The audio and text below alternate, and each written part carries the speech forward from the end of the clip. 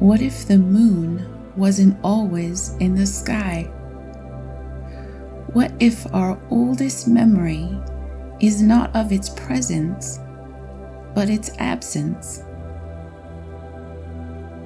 Did our ancestors remember a time before it arrived? A time of deeper darkness and strange silence. This isn't just a myth. It might be a memory. I'm hoping this video gives your mind a place to rest tonight. Will you fall asleep? Maybe. Maybe not. What matters is that for the next little while, you can let go of whatever's been racing through your head today. The deadlines, the worries, the endless mental chatter. Instead, we're going to explore another mystery together. Something that, if true, could change the way you look at our sky forever. So, get comfortable. Take a deep breath. Let it out. Now, what would it be like to remember something that wasn't there? Have you ever felt it? A memory that isn't yours. A phantom limb of our collective soul. What does it mean to remember something that happened before you were born? Before your species was born? Before the very ground beneath your feet had settled into its current form? The ancient Greeks had a word for this kind of memory. Anamnesis. The recollection of truths the soul knew before birth. But what if it goes deeper? What if written in our very atoms is the story of a sky that once held only stars? An echo from a time before time had a name, before there was even a word for silence. It is the memory of a world without a moon. What would that world have been like? A world without tides, without seasons, a world both listless and yet turning too fast. And if myths remember, they are not alone. Memories of the moon, before and after, echo all along our timeline. Greek texts tell us of the Proselines, the before-moon people of ancient Greece, who claimed that their ancestors lived when Earth had no moon lighting up the night sky. They remembered a time when the night was utterly, completely black, broken only by the cold fire of the distant stars. Zulu legends speak of a time before the sky bore its silver eye. Two sky beings are said to have rolled the moon across the sky like a wheel, a deliberate act, a placement. From the valleys of Greece to the plateaus of Africa, from Colombia's highlands to Aboriginal songlines, the echo remains. It whispers through our oldest stories, a time when our world danced alone. But here's the impossible thing. How do you pass down the memory of an absence? How do you teach your children to remember something that wasn't there? Perhaps the same way you remember a dream upon waking.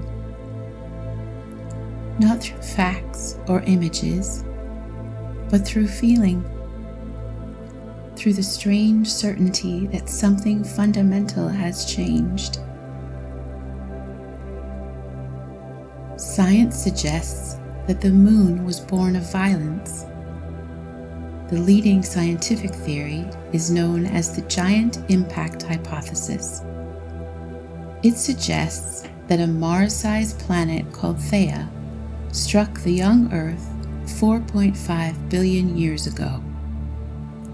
In the silence of the early solar system, the original Earth was shattered. It was an apocalypse of unimaginable scale. The planet Theia collided with Earth at the exact right angle and speed to cause pieces of the Earth itself to be cast out into orbit, forming a fiery halo of rock and debris.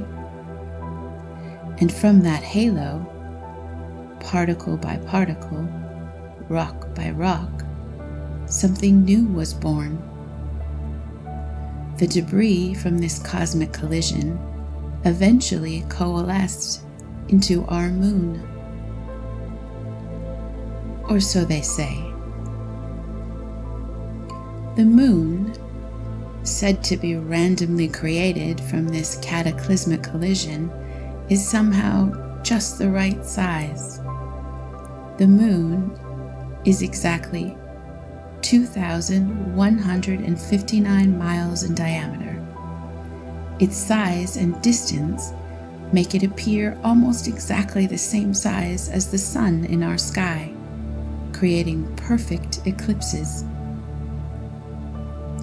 This is not true in any other known moon-planet relationship. Yet it is true for us.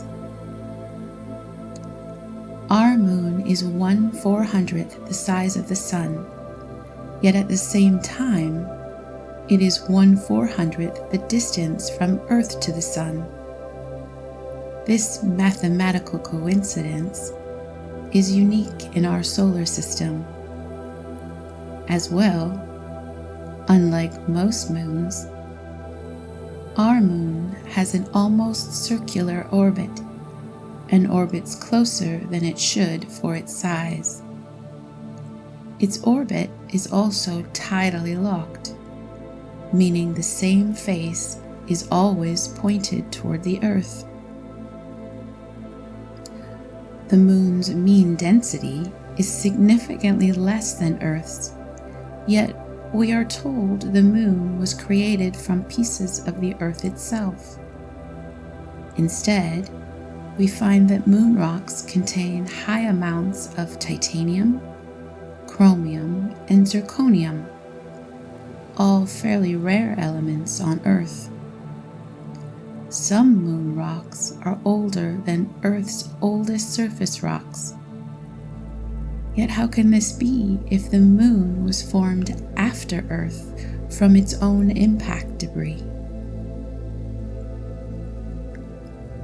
Unlike Earth, the moon appears to have a very small or possibly molten, partially solid core, inconsistent with its size and origin theories. Some models suggest it's more like a shell than a fully differentiated planetary body. But a shell of what exactly? That question still echoes through scientific halls today, unanswered. No matter what it really is or how it got here, this new celestial body now hung in our sky, and its presence changed everything. The quiet, listless oceans felt a new power. The moon's gravity was a hand that reached across 240,000 miles of emptiness to stir the waters. The first tides were born. They were not the gentle waves we know today, but colossal surges, a planetary heartbeat that mixed the primordial soup, pulling and pushing the building blocks of life, moving us toward something new. And so, the people of Earth, us, We looked up at our dark night sky and we saw a moon. Before this, before the moon, the Earth wobbled in its orbit, prone to chaotic shifts that would send the climate swinging between unimaginable extremes of fire and ice. The moon grabbed hold, steadying our world, locking it into a gentle, stable tilt that gave us the gift of predictable seasons, the very stability that life needed to cling, to hold, to evolve. We looked up at that glowing silver light, and in it we found order in the chaos. The moon became our anchor, our first clock, our poetry. It was our calendar, its reliable phases teaching us when to plant, when to hunt, when to gather. It was the metronome for the rhythm of human life. And where we found order, we also found divinity. We filled the sky with stories, and the moon became a god, a guide, a mythic mirror. Of all these figures, none were closer to the moon's true essence than the one the Greeks called Selene. She was the moon, personified. In the Greek story, each night, Selene drove her silver chariot across the heavens, a silent, radiant watcher of the world below. She fell in love with a mortal shepherd, a man so beautiful she could not bear to be without him. She asked Zeus to grant him eternal youth so that they could be together forever. Zeus did so by placing the shepherd into a state of eternal slumber. And so, Selene could only visit him while he slept, forever dreaming. In this myth, Selene became the goddess of the sleeping world, the guardian of the secrets we only uncover when our conscious mind is at rest. She, the goddess of the moon, is the queen of our dreams. And from that realm of dreams, she became the voice of our intuition, that quiet, certain knowing that doesn't come from logic, but rises from the deep well of the soul like a reflection on still water. But her influence was a tide, and tides can be gentle or they can be overwhelming. Her silver light could illuminate, but it could also bewitch. The Romans called her Luna, and it is from her name that we get our word for madness, lunacy. It was an ancient recognition that the full moon could pull on the mind itself, stirring its deepest, most chaotic currents, turning dreams into nightmares. Selene represents the razor's edge of the subconscious, the same power that fosters profound intuition could, if you stare too long into its light, overwhelm reason itself. Yet somehow we had faith in the moon, so we built languages from her light. In astrology, the sun reflects how we shine outward, our posture, our persona. The moon is what lies beneath, our hidden needs, our emotional core, our secret self. Like a lantern in the forest, the guide through the subconscious, the moon doesn't erase the darkness. She lets us see within it. Because our inner world is not always a peaceful landscape. It is the untamed wilderness of the soul. It is the home of our primal instincts, our irrational fears, our deepest longings, and the ancestral memories that we cannot name but feel in our bones. This is the shadow self that walks with us. That is the beautiful paradox of the moon. It is tied to the darkest, most hidden parts of ourself. Yet it is also the only thing that illuminates the night. Its light is not the revealing glare of the sun. It is a soft, silver, mysterious glow. It doesn't erase the shadows. It allows us to see within them. And so, from myth we turn to science. For millennia we gazed, we worshipped, we measured, we dreamed.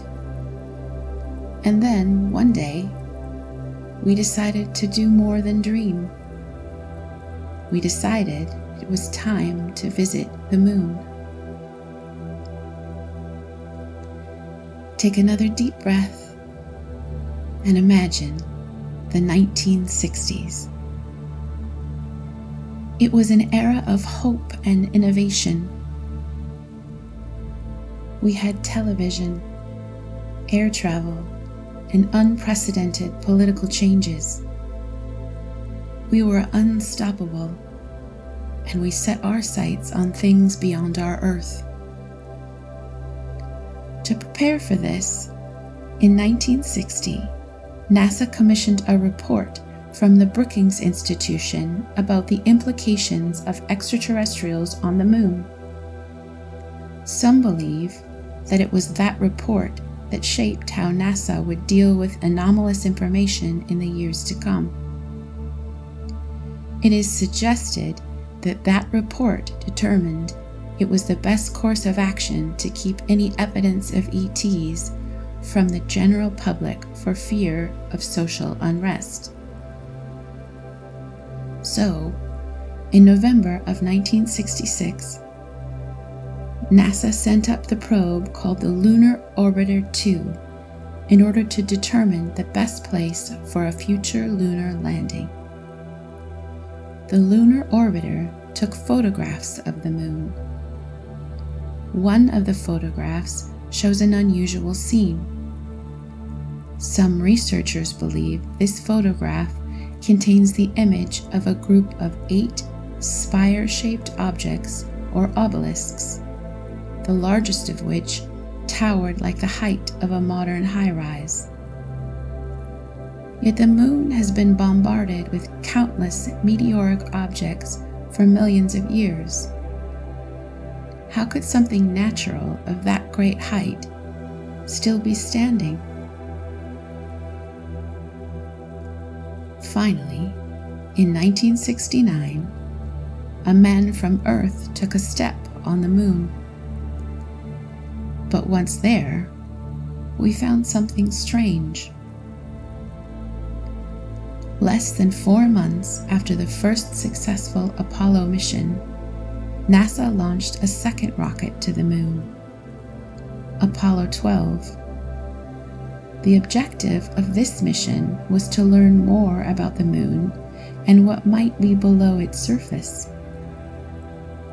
To do that, the Apollo 12 astronauts brought seismometers similar to machines on Earth used to measure earthquakes.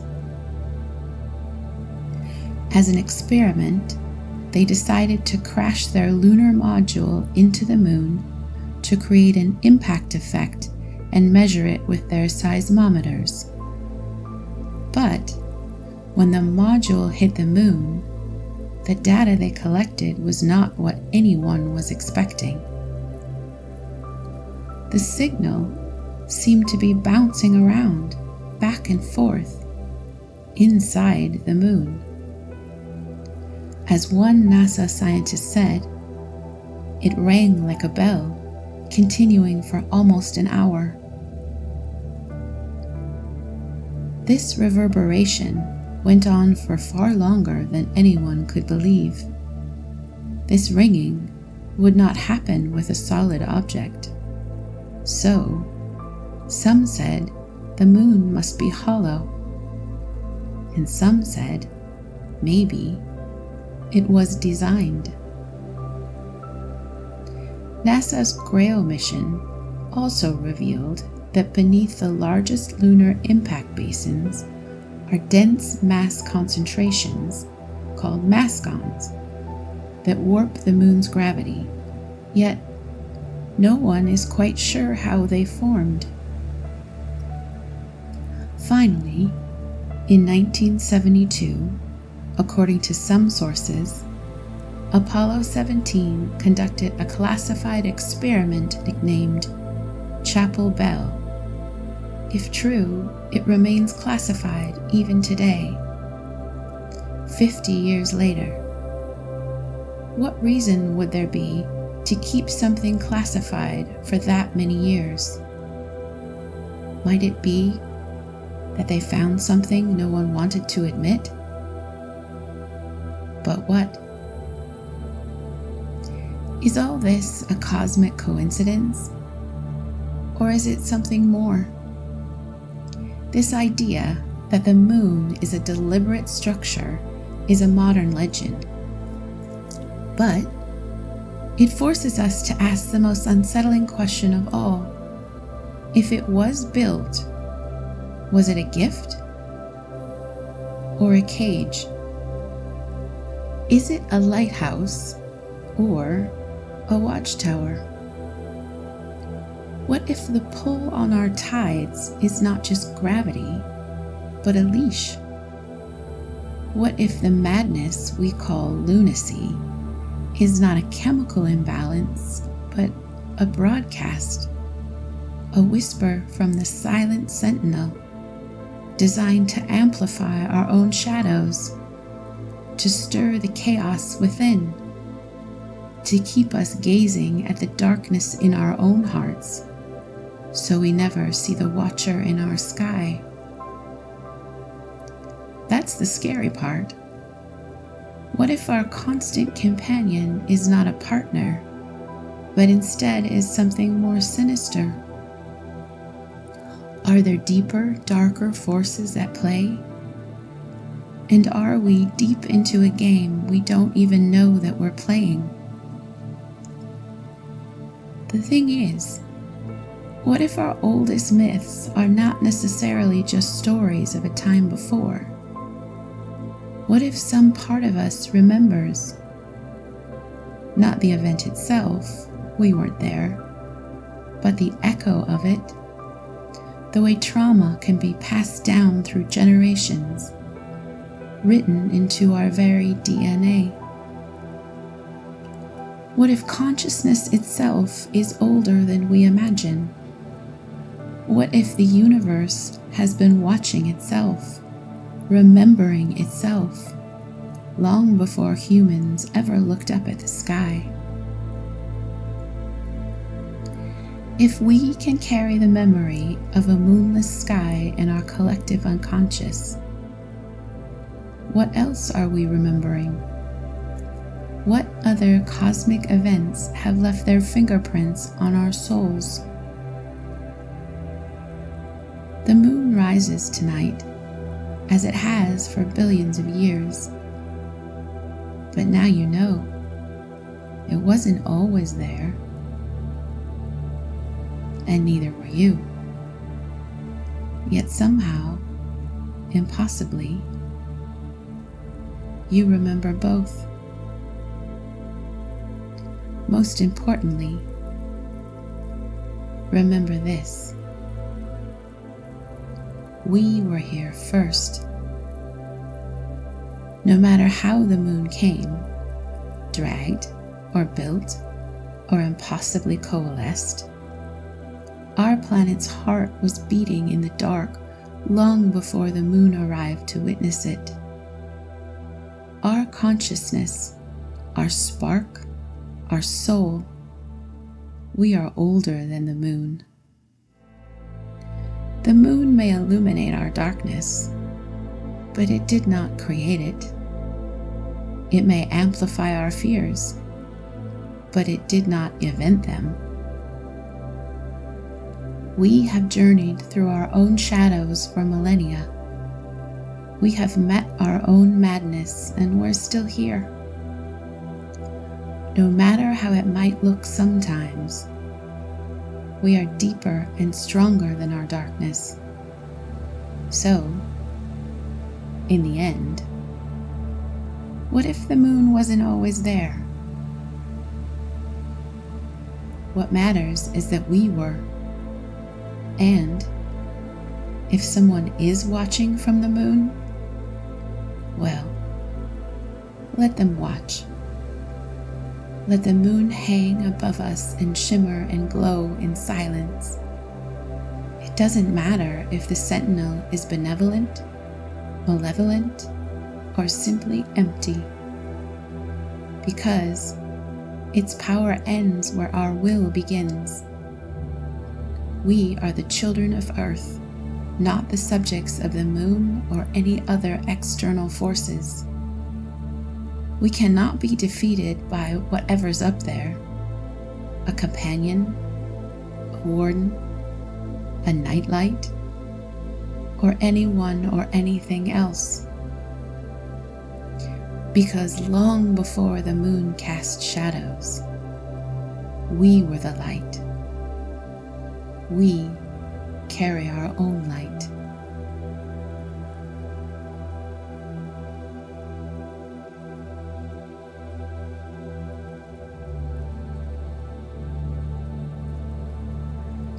Well, if your eyes are still open, I hope your thoughts feel a little farther away from the noise. Thank you for listening. If tonight's story helped you slow down, I hope you subscribe. There's always another mystery to explore, and I'd love to share it with you. No matter what, I wish you peace and good thoughts. Good night, dreamers.